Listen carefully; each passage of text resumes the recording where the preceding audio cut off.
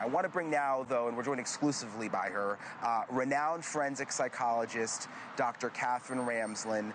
As you may know, she was Bryan Kohberger's professor and advisor at DeSales University in Pennsylvania. She has not spoken publicly about Bryan Kohberger until now. She's been on this show talking about other cases, but she's been very, very careful not to talk about Kohberger because of the trial, because she was going to be a witness at the trial, and she now feels comfortable to open up to us. And we've got so many questions, Dr. Ramsland, that I've got so many questions I've wanted to ask you for so long. I want to start with, how did you first meet Bryan Kohberger? What classes of yours was he in? Okay, I want to be just clear that I'm still within the FERPA limitations that protect students and student information. So I will talk within that. I met him in the fall of 2018 when he came to DeSales University. He had an associate's degree, and he was going to get into our 4-year program as a psychology major. He selected the forensic track, which made him an advisee for me because I managed the forensic track. And he was also in my class that semester. And Dr. Ramsland talks about FERPA. I should have mentioned that. There's a law, it's a federal law, I believe, that she is not allowed to talk about certain aspects of a student, their grades, certain parts of their academic life. It's almost like a HIPAA. So she's going to tell us what she can, but unless Bryan Kohberger signs off, she's legally not allowed to talk about certain elements of his academic career. So just keep that in mind if there's some things that Dr. Ramsland can't answer. What was your perception of him? He seemed like eager to be in the classroom. He was polite, he was respectful, intense, and curious. And there was no reason for me to think that he was anything other than someone who was really interested in this potential career. Was there anything looking back now that was strange about him or that you noticed? When I look back, there really isn't anything that stood out to me. I think when you're a teacher, your instinct is to accept students at face value. You don't, start with suspicions or, and there really weren't any red flags. He was always really quite respectful and grateful. He would thank me for things. He was attentive. He would do the work. I didn't have any concerns. I think it was 4 classes that you taught him in. What were those classes? There were 3 undergraduate courses in the forensic track that I taught, and he was in all of them. Well, one was Introduction to Forensic Psychology. Another was my death investigation class, which was called Psychological Sleuthing. And the third one was called Dangerous Minds, the Psychology of Antisocial Behavior. And then he got into the graduate program in criminal justice for a master's degree, and he took a course with me called Behavioral Criminology. Is there anything, Dr. Ramsland, when you look back and you think about the curriculum of those classes, and not getting into his specific experience, but when you think about what you taught in those classes that you think, oh my gosh, he may have used that in what he's now accused of doing here in Idaho?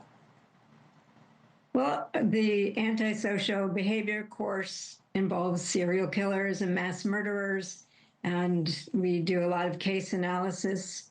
I use two books that I wrote. One was written with the BTK killer, whom you just mentioned, and his decision process and the crimes and how he thought about them and felt about them and what was it like for him, to be caught. So that's a very intense book. And also I have one called The Mind of a Murderer, which was about various behavioral experts over the past century who interviewed killers, mass murderers, and serial killers to get as close as possible, spending a lot of time with them to get as close as possible to their process of becoming a criminal. And so he would have been exposed to that.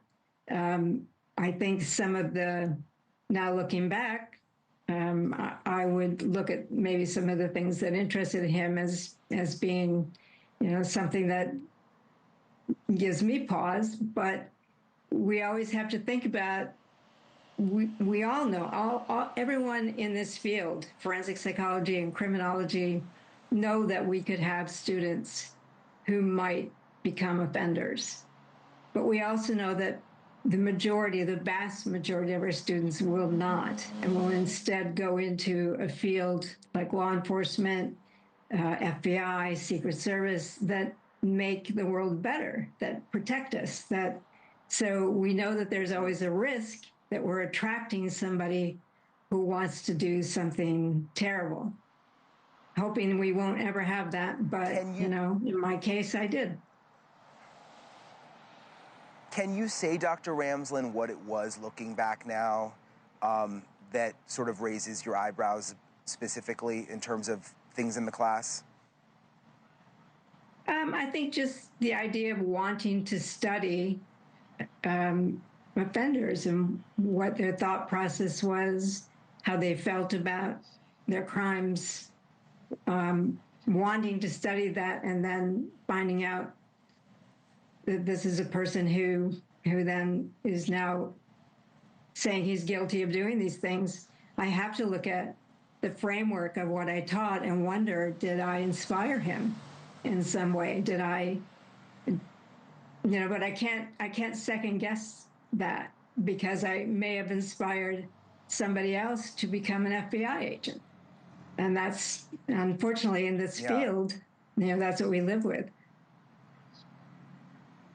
I mean, you've been studying serial killers most of your life, but when you talk about the fact that what you taught may have inspired this, that's got to be hard for you to process, I would imagine. It's terrible, very hard. And it's not just what happened to the victims.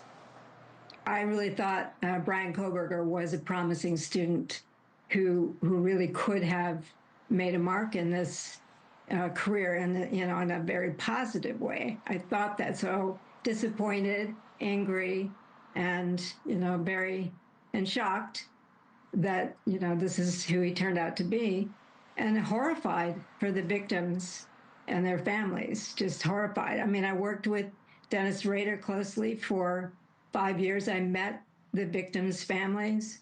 I saw the devastation that these kinds of acts can have, and I have to always keep that in mind when I'm teaching these subjects. What did you think when you first heard that Bryan Kohberger, your former student, was arrested for this? I was completely floored. I didn't believe it. And his demeanor that we saw on media was that he was confident that he was going to be able to prove his innocence. So I wanted to wait and see. I wanted to give him the benefit of the doubt. But as months go by and he kept saying that he had an alibi, and I wondered, well, why are you sitting in jail? Give us your alibi, get out. And that wasn't happening. And then it was really when he said his alibi, and it was clearly not an alibi, and he would have known that, certainly from all the classes that he had through undergraduate and graduate work. He would have understood that wasn't really an alibi. I think that was when I was really, floored that this is my student who has done these things. You mentioned, you studied BTK, the serial killer. You met with him many times in prison. This is what you do in a hope to prevent these things from further happening and understand the mind of a serial killer. Would you want to study Bryan Kohberger? Have you put any thought into that? Is that something that you think could be possible? I've been thinking about that for 2.5 years. I would. This is my work. If he wanted to do that, I would. And within the framework of this is what we do to try to look at developmental trajectories, the triggers, so that we can see the red flags faster. We can prevent people like this from wreaking the havoc that they do. So if he wanted to do that, I know that he's got the intellectual capacity to do it, to be self-reflective, to help think through how his life came to this.